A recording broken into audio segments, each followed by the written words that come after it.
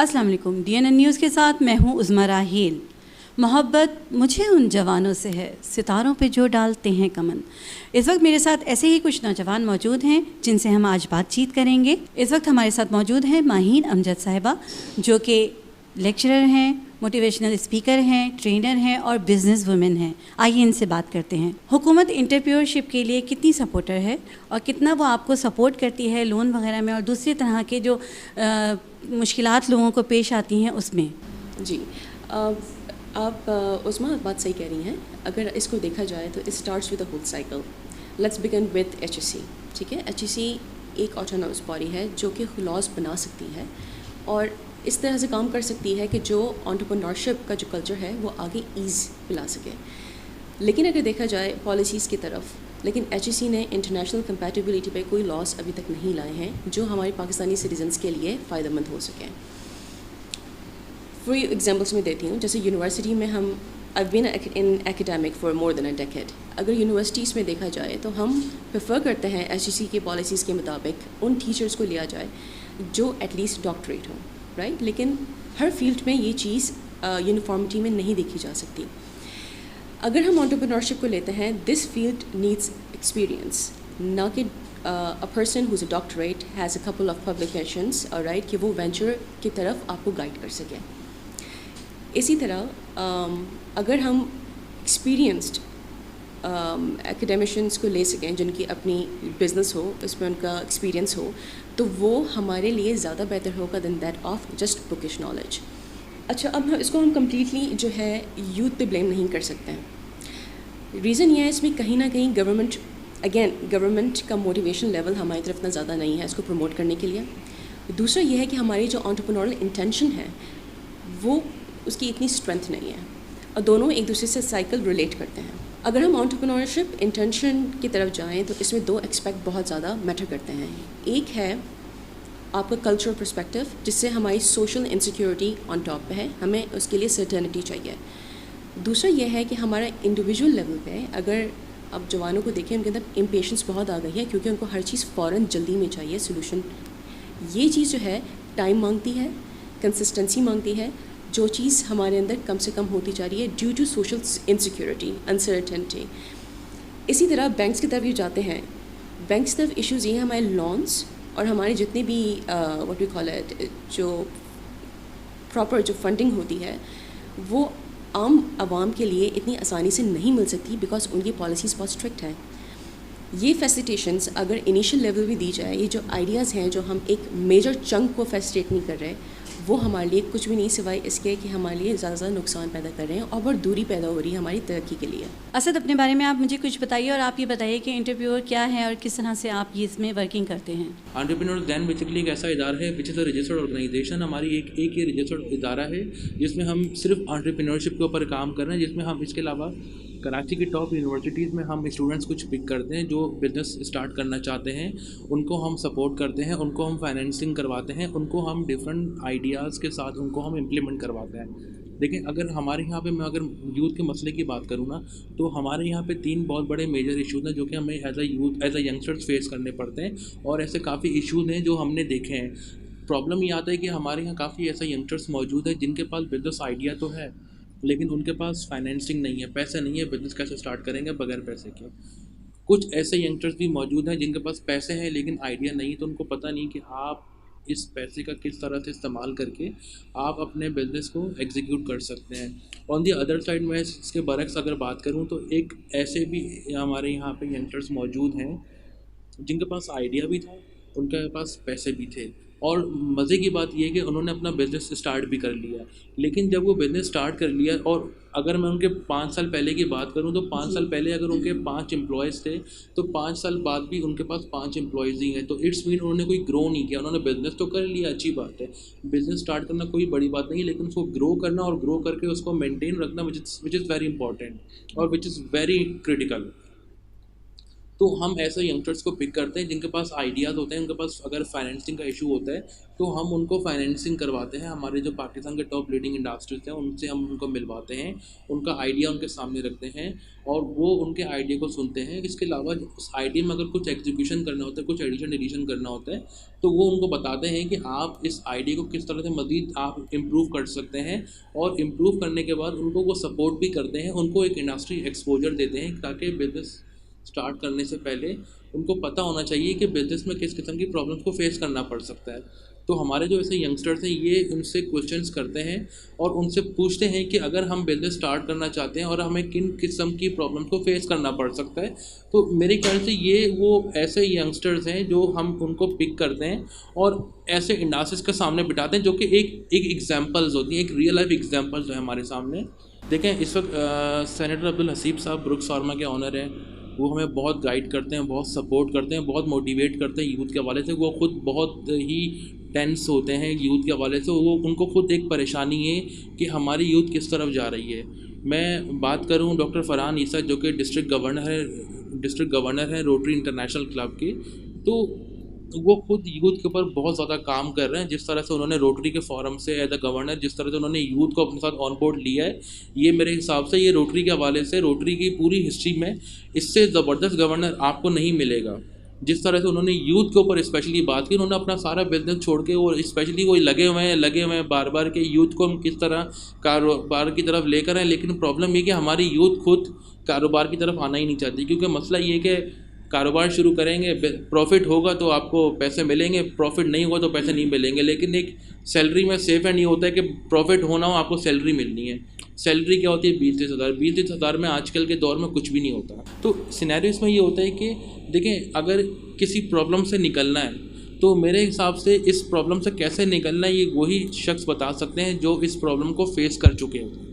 तो ऐसे यंगस्टर्स के साथ हम उनको इंगेज करते हैं इंडस्ट्री। और एक जो सबसे बड़ा मैडम प्रॉब्लम यहाँ पे ये कि हमारी इंडस्ट्री और एकेडमी के जो एक बीच में एक बहुत बड़ा गैप है। हमें पढ़ाया कुछ और जाता है यूनिवर्सिटी और स्कूल्स में, और जब प्रैक्टिकल लाइफ में आते हैं तो वो टोटली डिफरेंट होता है। तो ये एक बहुत बड़ा अलमिया है, बहुत बड़ा प्रॉब्लम है कि हमें उस मयार की तालीम नहीं दी जा रही कि हम आके प्रैक्टिकल काम कर सकें। अब इशू ये है कि हमें जो एंटरप्रेन्योरशिप यूनिवर्सिटीज़ में जो पढ़ा रहे हैं वो खुद एक जॉब पेशा लोग हैं। जिसने कभी खुद कारोबार शुरू नहीं किया वो आपको क्या बताएगा कि कारोबार शुरू कैसे करना है। तो ये बहुत बड़ा हमारे यहाँ प्रॉब्लम है। HSC को चाहिए कि वो ऐसे इंडस्ट्रीज़ को यूनिवर्सिटी के साथ ऑन बोर्ड लें जो बच्चों को स्पेशली बताएं एंटरप्रेन्योरशिप के बारे में और ये क्यों इम्पोर्टेंट है। देखें जॉब से आपके सिर्फ बेसिक नेसेसिटीज़ पूरी होती हैं। आजकल जैसे बच्चों का रुझान है कि फ़र्स्ट स्टेप पे आते हैं और चाहते हैं कि फ़ौरन से टॉप पे पहुंच जाएं, तो आप इसके बारे में क्या कहते हैं कि आप किस तरह से समझाते हैं और क्या बताते हैं कि बिज़नेस किस तरह से स्टार्ट करना चाहिए? बड़ी ज़बरदस्त सवाल किया है आपने और बहुत ही मुश्किल सवाल किया है आपने। देखें सबसे बड़ा मसला ये है कि हम लोग जो है ना बहुत जल्दी शॉर्टकट की तरफ जाना चाहते हैं कि मैं मैट्रिक के बाद ना डायरेक्ट एक बहुत बड़ा बिजनेसमैन बन जाऊं। ऐसा नहीं हो सकता है। हर चीज़ की देखिए सेकंड फ्लोर पे जाने के लिए आपको फर्स्ट फ्लोर से गुजरना ही पड़ेगा, डायरेक्ट आप नहीं जा सकते। यहाँ तो फिर आपको हेलीकॉप्टर के थ्रू आना पड़ेगा। हेलीकॉप्टर में आपके पास रिस्क फैक्टर बहुत ज़्यादा है, डैमेज होने के बहुत ज़्यादा चांसेस हैं। लेकिन आप ऊपर आ तो जाएंगे हेलीकॉप्टर से थ्रू सेकंड फ्लोर पे, लेकिन जब आप नीचे जाने के लिए आपको फिर भी स्टेयर्स तो लाजमी आनी पड़ेंगी, फर्स्ट फ्लोर पे आपको फिर भी आना पड़ेगा। तो ये स्टेप बाय स्टेप आपको लाजमी जाना पड़ेगा। देखें प्रॉब्लम ये कि हमारे यहाँ पे यंगस्टर्स बहुत ज़्यादा शॉर्टकट की तरफ आना चाह रहे हैं, बहुत जल्दी अमीर होना चाहते हैं, जो बहुत जल्दी पैसा कमाना चाहते हैं बगैर मेहनत के पैसा नहीं मिलता। अगर पैसा आ भी जाए तो वो जितनी जल्दी पैसा आता है उससे कहीं ज़्यादा जल्दी से पैसा वो निकल जाता है। अच्छा, कुछ ऐसे यंगस्टर्स हैं जिनके पास बिजनेस आइडियाज़ हैं, पैसे नहीं है, बिजनेस आइडिया भी नहीं है, लेकिन उनकी एक वेल है कि हम कारोबार शुरू करना चाहते हैं और वो शॉर्टकट की तरफ भी आना चाह रहे हैं। उनके पास स्पेस का इशू है, उनके पास इन्वायरमेंट नहीं है।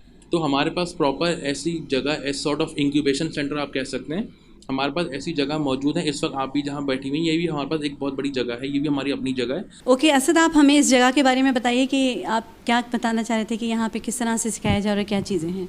अच्छा, बेसिकली जिस जगह हम यहाँ बैठे हुए हैं ये बड़ी ज़बरदस्त किस्म की और बहुत ही खूबसूरत इन्वायरमेंट के साथ ये भरी हुई जगह है। मैं अगर बात करूँ इस इन्वायरमेंट के हवाले से तो ऑरेंज वर्क स्पेस के हवाले से मैं बात करूँ कि ये ऑरेंज वर्क स्पेस एक ऐसी कंपनी, एक ऐसा इदारा है जो कि IT की फील्ड में बहुत ही लीडिंग जो है वो रोल अपना प्ले कर रहा है।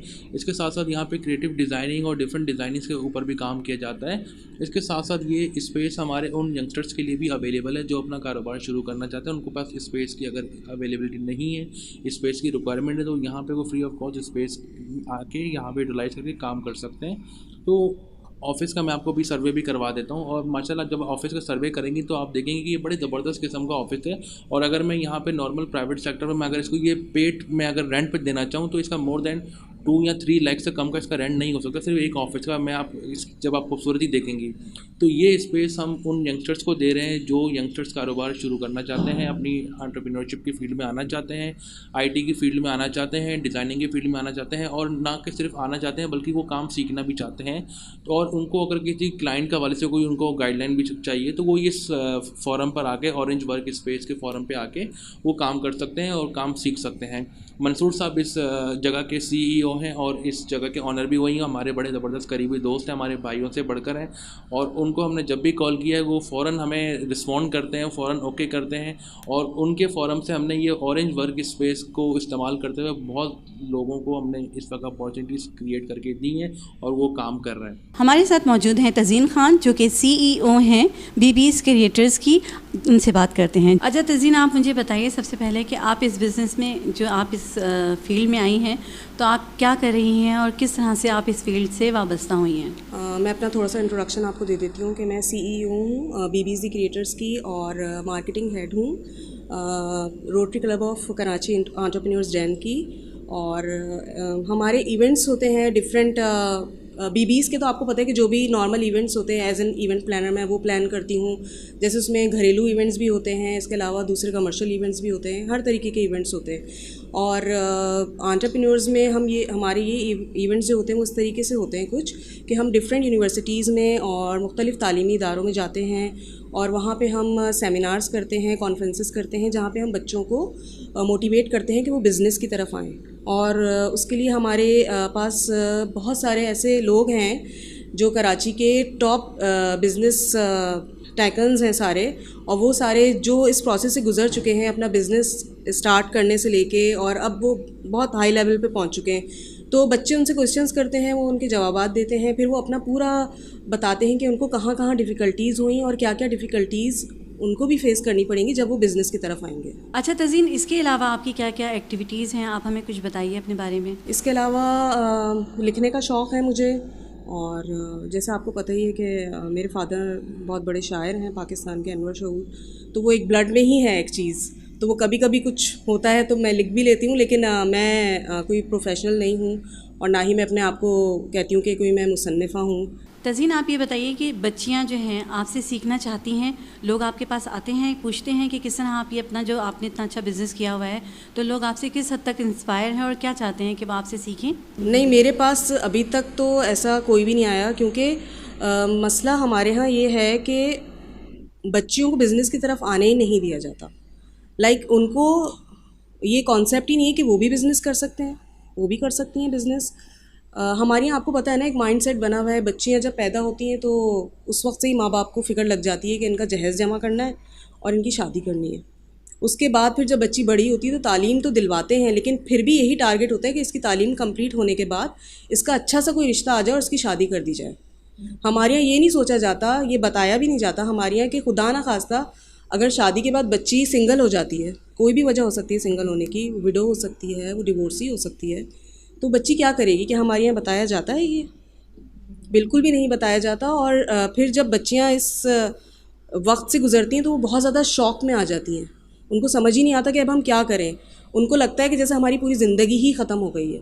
लेकिन अब मैं ये चाहती हूँ कि हमारे माशरे में अब ये बात लोगों को समझनी चाहिए कि बच्चियों को शुरू से इस तरह से ट्रेन करें कि अगर खुदा न खास्ता उन पर कोई मुसीबत आ जाए या कोई ऐसा वक्त आ जाए तो वो आराम से खड़ी हो सके अकेले। आपने एक्सपर्ट्स की बात सुनी।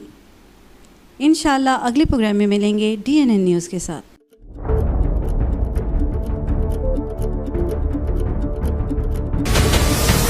हमारे चैनल को सब्सक्राइब करें और बेल आइकन पर क्लिक करें।